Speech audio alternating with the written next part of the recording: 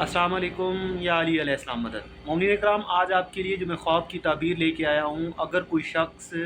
خود کو یا کسی اور کو قرآن پاک پڑھتے ہوئے دیکھتا ہے،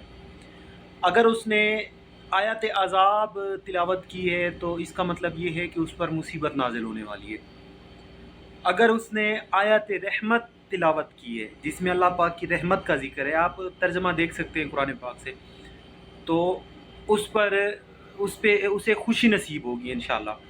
اور اگر اس نے کوئی ایسی آیت تلاوت کی ہے جس میں اللہ پاک کے عذاب سے ڈرایا گیا ہے، تو اسے کسی ناجائز کام سے رکنے کی طرف اشارہ ہے۔ اور اگر اس نے کوئی ایسی آیت تلاوت کی ہے جس میں خوشخبری ہے، تو اسے انشاءاللہ خوشخبری ملے گی دنیا میں۔